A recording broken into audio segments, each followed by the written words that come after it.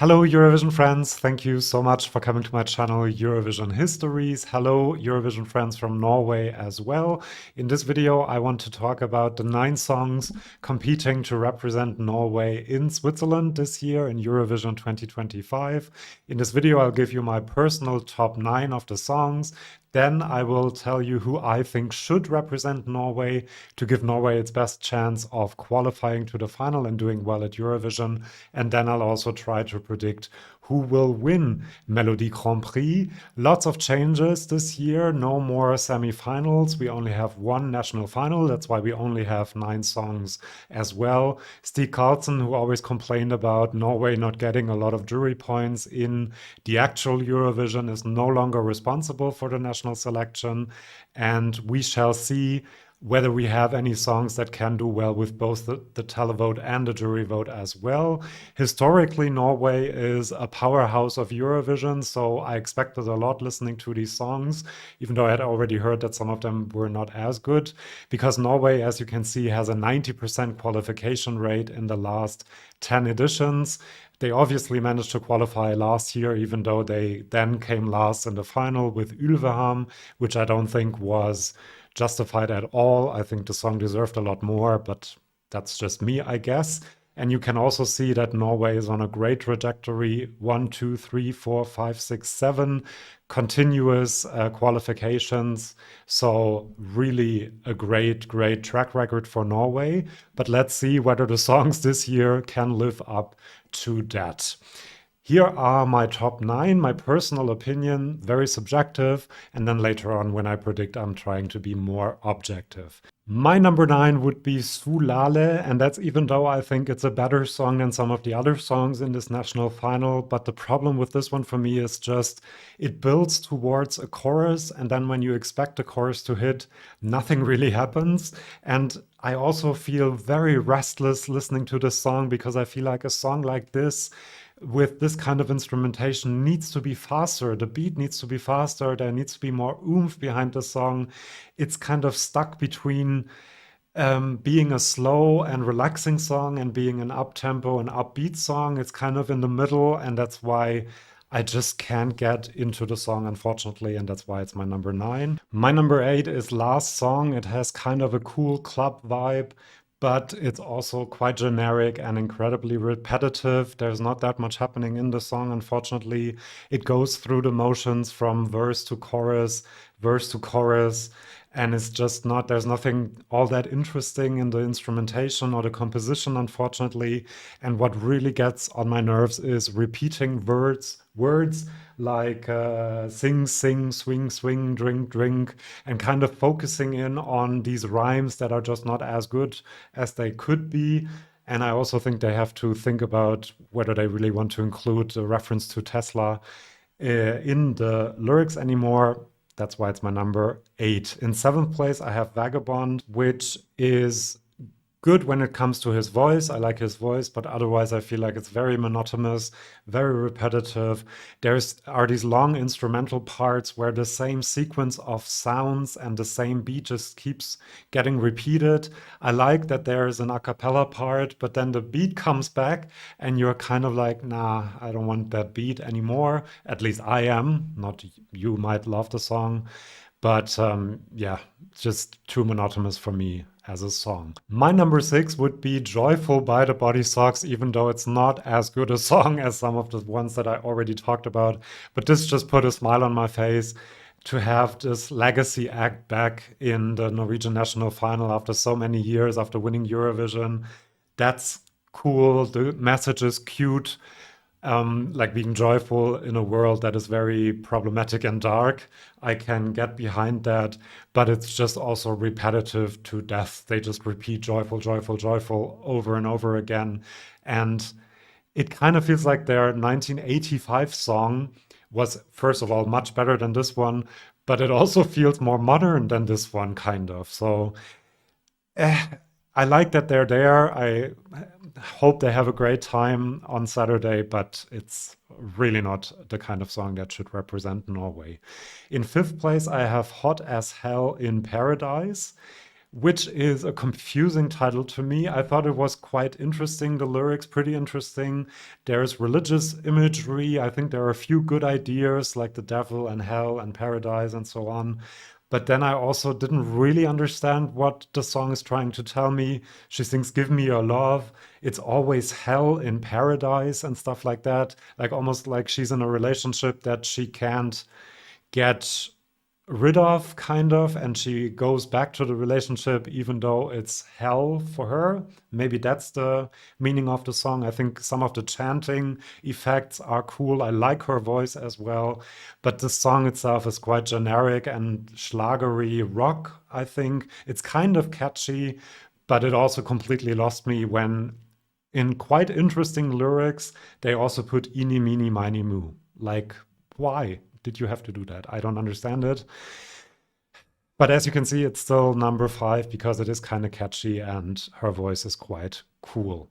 My number four would be Parasite, which is a song that has gone up my ranking quite a bit since listening to the songs for the first time, which was not a long time ago, to be quite honest, but still.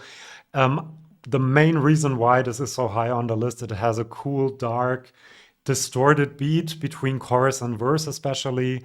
But I also have to say the beat during the chorus and the verses is not that inspiring to me, to be honest. It modernizes a 90s song, it feels like. And it is also still quite repetitive, but it also gives me the vibe of a computer game background music song, if that makes sense. And that's why it's my number four. My number three is another kind of legacy act because they obviously have represented Norway before. I still remember seeing that performance for the first time on television. It was pretty cool. They were pretty cool as well. I'm looking forward to seeing the performance after the national final on Saturday, how they have developed also. The song itself is quite interesting lyrically, I think. He sings, I'm dancing with danger. I want to walk on razors. I'm born to be a human fire. That's the title of the song as well. I gotta get out of here. He doesn't want to live in a cage, in a gilded cage. And the song starts by him saying goodbye to some of the people in his life. So it feels like he also says, I need to be real to be alive. So I think it's about connecting to your innermost feelings, living life authentically and the way you want to, not according to other people's opinions, maybe, and full of passion. I like that message. The song itself, there are some rhymes as well, pages, courageous. Why? I never understand why people can't come up with better rhymes, but I love the cool guitar solo. I think in its genre, it's probably quite generic, but it's still a song that has a lot of oomph. I'm happy that it's in there, and that's why it's my number three. In second place, I have Lighter. I think this is the song that is the big fan favorite, and I kind of understand why. I think this is the most modern sounding song in the whole competition. Here again, I have a bit of a problem with the lyrics. I know that is a speciality of me, and other people don't really care, but I don't understand why "I'll be my own lighter." I don't think that makes any sense. I mean, I get that he says, got me to dim my light, but I'm not going to accept that anymore. Fine, I'm going to be my own lighter, but that, no, it just doesn't make sense to me. I do think the chorus, the beat is cool, the music is cool as well. I love the instrumentation with the more traditional instrument or Eastern instrument. I couldn't quite place what kind of instrument it is. I think the song has a good flow and good dynamics. It becomes more intense and then takes a step back again. I think this has a lot of potential for staging as well. I like his voice. It sounds very modern, and that's why it's my number two. Without the "I'll be my own lighter" part, I might actually have put this number one, but that part is still there. And then my number one is Nataline, the game. I just love these kinds of songs. It's not the most original thing in the world. It kind of sounds like Clara Hammerström or some Melodi Festival and songs we've already heard, with this stirring dynamic, run, better run in the chorus. But I just like these kinds of songs. What can I do? That's why it's my number one. I also love her androgynous kind of voice, quite deep. And also the lyrics are interesting. She, I think, talks about finding her way as an artist, making it as an artist, and she says, I'm here presenting myself to you. I don't quite understand why she sings run, run, run, because wouldn't you stay and fight for what you believe in instead of running? I didn't get that part, but that's the only thing really I don't like about this song. I think the driving beat is cool. It feels invigorating listening to the song. And so that's why it's my number one. So that's my personal subjective opinion. Let's get to who I think should win Melodi Grand Prix and should represent Norway in Eurovision. Which song gives Norway the best chance of qualifying and maybe for once getting more jury votes than televotes, or at least the same amount? And I think, despite my objections to the lyrics, I don't think many people care about that. I think lighter is the best way to go. It sounds modern, and this could actually be a song that gets almost the same amount of votes from the juries and from the televotes. So Stig Carlsen might be happy with that because it is a modern sounding pop song, sounds quite chart friendly. The juries would like that. And I also think that he can perform the song well. We shall see on Saturday. But there's lots of staging potential to make it memorable for televoters as well. And so I would think that this is a good way to go. I also think that the game is cool. We don't really have a song like this yet. Let's see what wins in Denmark and Sweden. But I think this is also a stirring song, a catchy song as well, which might work, especially for the televoters, maybe a bit less for the juries. Now, who I think will win is also lighter. I think it's above the rest when it comes to the quality of the composition and the music as well. So I'm guessing that this will be the Norwegian entry.